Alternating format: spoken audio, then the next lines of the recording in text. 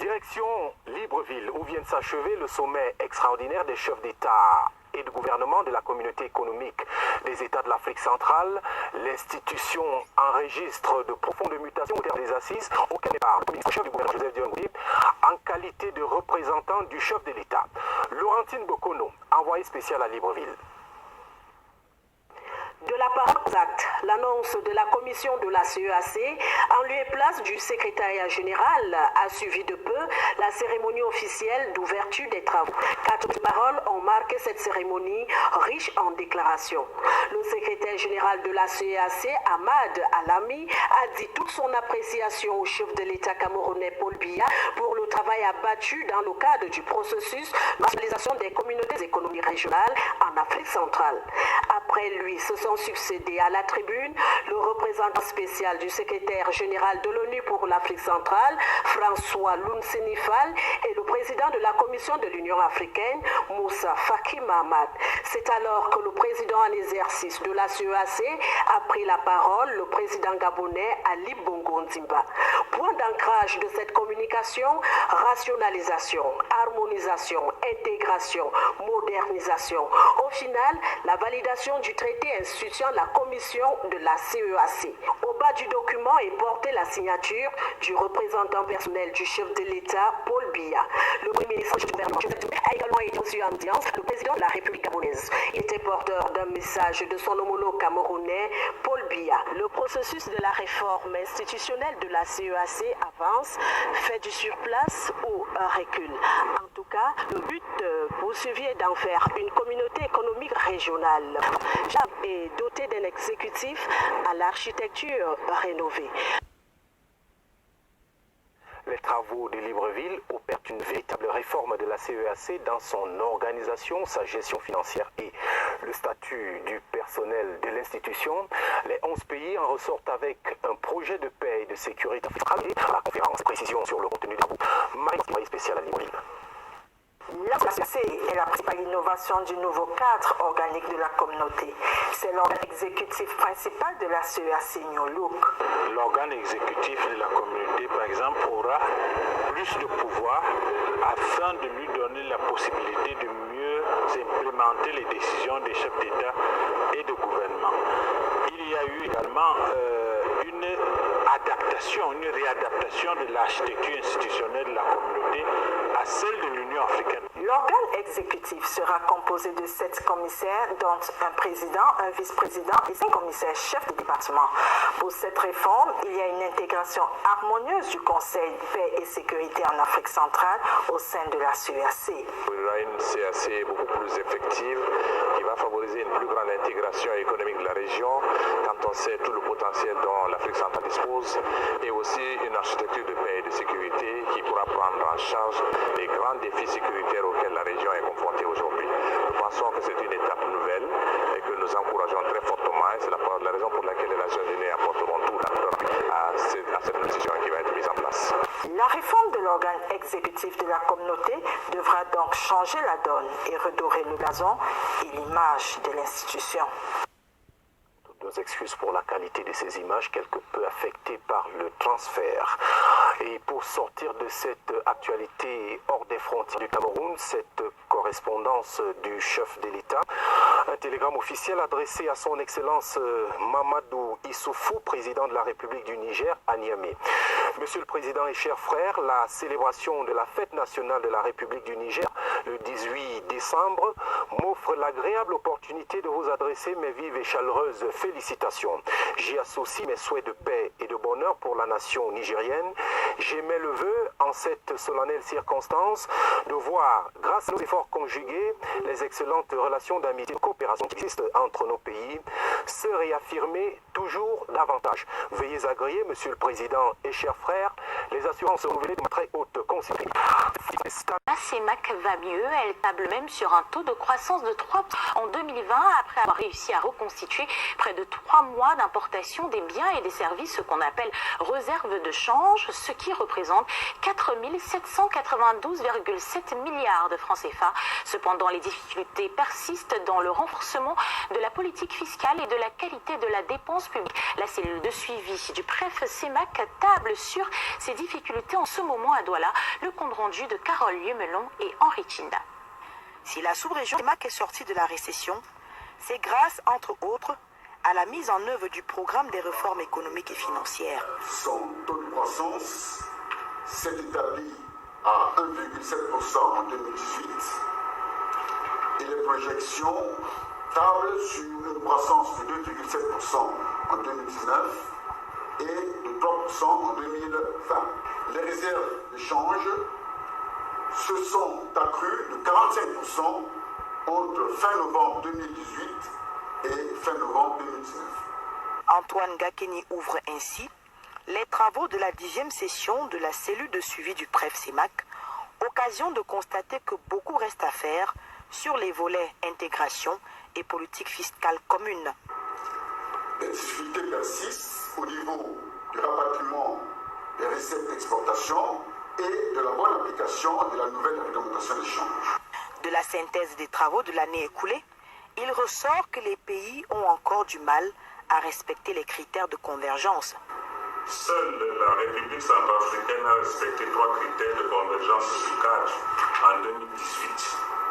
Le Cameroun, la Guinée équatoriale et le Tchad en ont respecté 2, tandis que le Gabon et le Congo se sont conformés à un seul critère. Bonne nouvelle dans le dossier des industries minières. Des séances de consultation ont également été menées avec les opérateurs du secteur minier et pétrolier pour tenter de résoudre les points de blocage liés à l'application de la réglementation de ce secteur. Une autre activité a consisté à organiser des échanges avec ces opérateurs, notamment en octobre 2019 à Washington. Et ces échanges ont débouché sur la mise en place d'un moratoire en leur faveur jusqu'en décembre 2020. Les travaux de la cellule de suivi précèdent ceux des ministres de l'économie et des finances de la CEMAC prévus cette fin de semaine à Douala. Toujours en économie, les pièces de monnaie sont là. Assurance de la BA qui dit prendre des dispositions pour les injecter dans le circuit de consommation. Le gouverneur de la BA qui était face à la presse ce mercredi à Douala, Mahamat Bastoli, s'est exprimé dans le cadre de la 4e réunion ordinaire du comité de politique monétaire de la Banque des États de l'Afrique centrale. Il a fait le point de la situation économique et monétaire de la sous-région. Nous l'écoutons au micro de Robert Charlitoc et Thierry Nana. Vous avez tous connaissance qu'il y a eu des usages non autorisés des pièces de monnaie dans certains de nos pays. Des procédures judiciaires ont été engagées. Certaines autorités ont pris des décisions, des actes pour interdire l'usage des signes monétaires pour autre chose que l'objet pour lequel ces pièces ont été mises en circulation. Nous suivons cela de près avec les autorités monétaires. En ce qui concerne les nouvelles commandes qui sont faites arriver, la Banque centrale a déjà mis au point un plan de communication à l'endroit du grand public aussi pour l'utilisation et l'usage qu'il faut faire. Nous avons aussi au niveau opérationnel, au niveau de nos services en charge de l'émission monétaire, donner les instructions nécessaires pour veiller justement à payer les entreprises quand elles viennent en refinancement une bonne partie en pièces de monnaie. Au niveau de l'activité économique des pays membres, il va se renforcer en 2019. Nous sommes passés de 1,8% de croissance réelle en 2018. Et nous projetons d'ici la fin de l'année 2,7% de croissance, ce qui montre que la croissance est en constante. Après l'économie, parlons politique et sécurité. À 2 mois du double scrutin de 2020, le Mungo planche sur les questions sécuritaires, sujet au cœur des échanges de la réunion de coordination administrative présidée par le préfet du Mungo. C'était également l'occasion de faire le bilan de l'année 2019. Limpiedjo et Luciano Djakou pour les précisions. La nationale numéro 5 est au mouroir. Et puisqu'elle traverse le département du Mungo, les autorités locales sont préoccupées par l'insécurité qui la caractérise. Nous sommes dans la période des fêtes de fin d'année, de préparer avec nos différents services, d'encadrer le passage justement d'une année à une autre, donc auprès de nos populations, en nous assurant du bon déroulement des fêtes de fin d'année. Le préfet est revenu sur la prévention routière et là il édifiait les gens parce qu'il dit la prévention routière quand c'est départemental, on devait plutôt veiller à la qualité de la voiture. Est-ce que les pneus sont là? Mais aller faire un contrôle de même type que la gendarmerie ou la police, alors lui il trouve que c'est pas bien. Le préfet du département du Mungo a tenu une réunion de coordination administrative au cours de laquelle plusieurs sujets ont été évoqués. Entre autres, la bonne tenue du double scrutin de février 2020. L'administration, elle est tenue à travers, avec le concours des autorités administratives, d'apporter un encadrement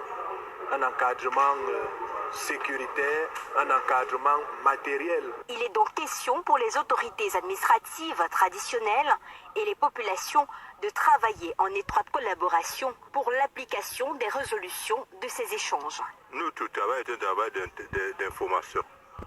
C'est surtout un travail d'information pour que l'autorité administrative ait la connaissance de tous les mouvements qui se déroulent dans nos villages, dans notre canton. 2020, c'est demain. Le Mungo doit réussir le pari d'un département où il fait bon vivre.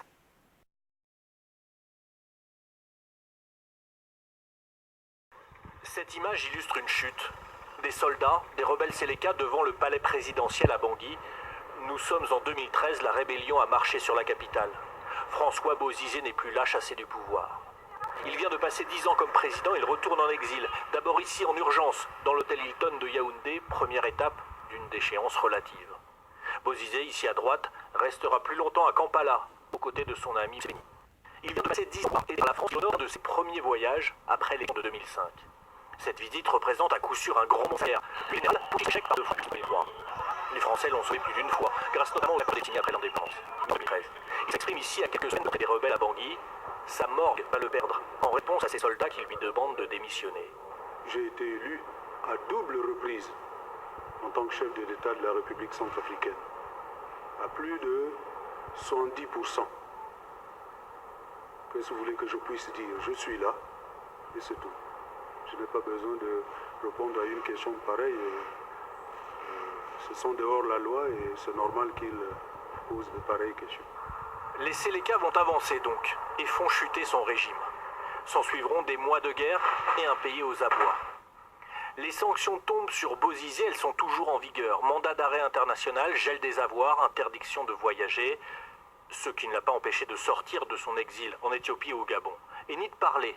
Ici en Ouganda, en 2016, il donne son avis sur la présidentielle dans son pays. Il n'a jamais été bien loin. Et il se positionne plus clairement, aidé de son parti depuis cet été. Sa cible paraît claire, la présidentielle centrafricaine, prévue en décembre 2020.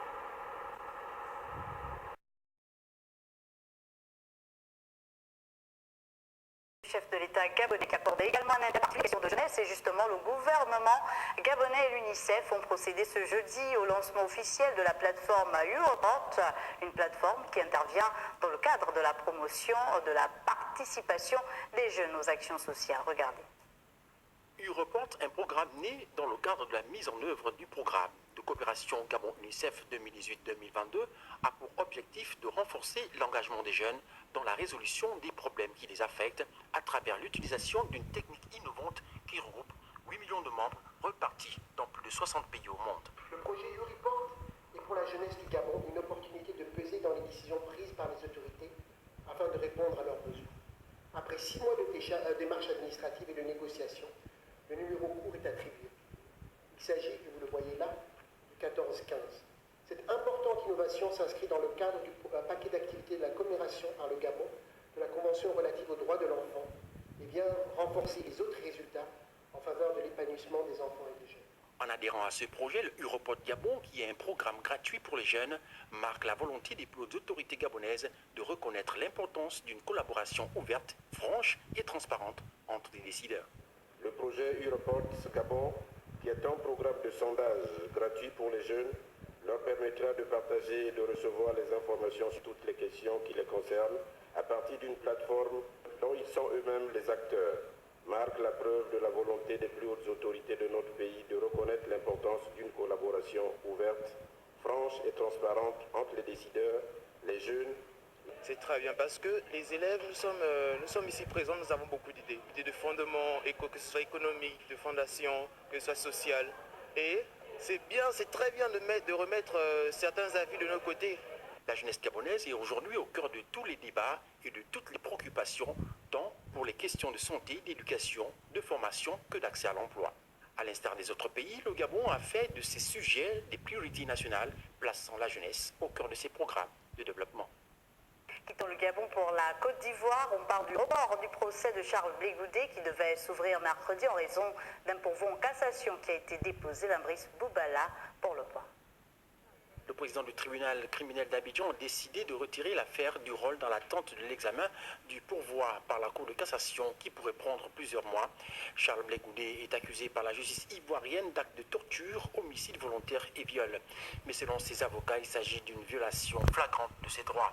En effet, Charles Blé Goudé, acquitté en première instance par la Cour pénale internationale de crimes contre l'humanité et en liberté conditionnelle aux Pays-Bas, dans l'attente de l'examen de l'appel de la procureure. Il ne peut entrer en Côte d'Ivoire tant que la procédure n'est pas terminée. Le pouvoir en cassation est fondé sur l'absence de Blé Goudé et sur d'autres vices de forme dont la procédure, selon Maître Suibi Goré et selon Maître de Claver, Charles Blé Goudé n'est pas en fuite. Il ne se soustrait pas à la justice ivoirienne. Il est à la CPI par l'action des autorités ivoiriennes.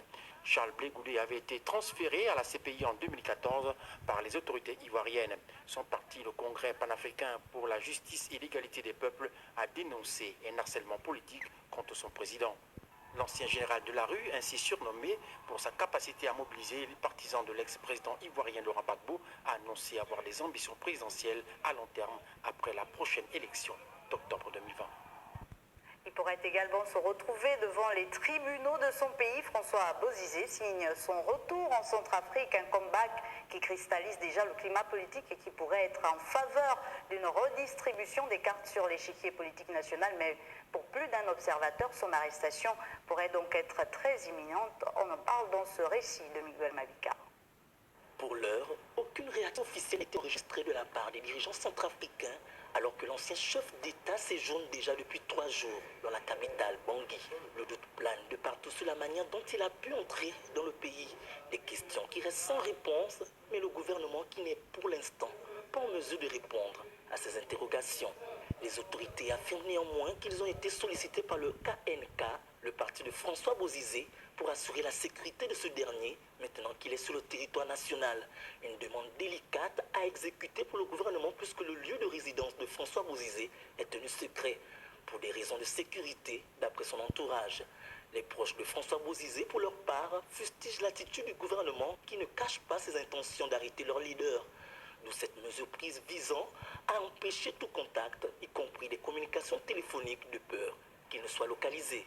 Le porte-parole de la présidence de la République a affirmé qu'il souhaite laisser le soin à la justice de traiter de la question en toute indépendance. Il regrette cependant que le cabinet présidentiel n'ait reçu aucune notification officielle de l'arrivée à Bangui de François Bozizé. Le KNK, le parti de François Bozizé, a pourtant déclaré à la presse avoir saisi officiellement toutes les autorités du pays, ainsi que les différents corps diplomatiques accrédités de l'arrivée à Bangui de leur leader. Dans l'actualité également, cette nouvelle ère qui s'ouvre en Afrique de l'Ouest, le franc CFA va être remplacé par l'ECO. Cette nouvelle monnaie entre en vigueur en juillet 2020. L'accord monétaire a été signé hier soir à Abidjan entre les chefs d'État Alassane Ouattara, président en exercice de l'UEMOA, et le président français Emmanuel Macron. Les 8 pays de l'actuelle zone franc géreront donc désormais eux-mêmes cette monnaie sans interférence de Paris. Qu'est-ce qui va changer concrètement? Voici les explications de Julienne Vogo. Elle est historique. La décision prise à Abidjan ce 21 décembre 2019 d'instaurer une monnaie unique en Afrique de l'Ouest. Le franc CFA, en vigueur depuis 1945, va céder la place dans quelques mois à l'ECO. Je suis heureux d'annoncer qu'en accord avec les autres chefs d'État de l'UMOA, nous avons décidé de faire une réforme du franc CFA. De Dakar à Niamey, en passant par Bamako et Cotonou, les capitales des 8 pays membres de l'UMOA entament dès 2020 une ère nouvelle. Outre le changement de nom de leur monnaie, ils verront la fin de la centralisation de 50% des réserves de change à déposer au Trésor public français. Ils vont aussi vivre, 60 ans après les indépendances, la fermeture du compte des opérations, domicilié à Paris. La nouvelle décennie verra le retrait des représentants de la France de tous les organes de décision de l'UMOA. La France, elle n'est pas là avec des fins impériales, elle n'a pas d'agenda économique à cet égard, comme je l'entends parfois. Pour l'heure, la parité demeure fixe entre la nouvelle monnaie, l'ECO et l'euro. La garantie de convertibilité sera assurée par la Banque de France. De sources bien informées, cette évolution est nécessaire pour la mise en œuvre de façon progressive de la monnaie commune dans la CEDEAO, la Communauté des États de l'Afrique de l'Ouest, qui compte 15 pays et près de 350 millions d'habitants. Mais il faudra pour cela se séparer des monnaies nationales qui ont cours. Et ça, c'est une autre paire de manches.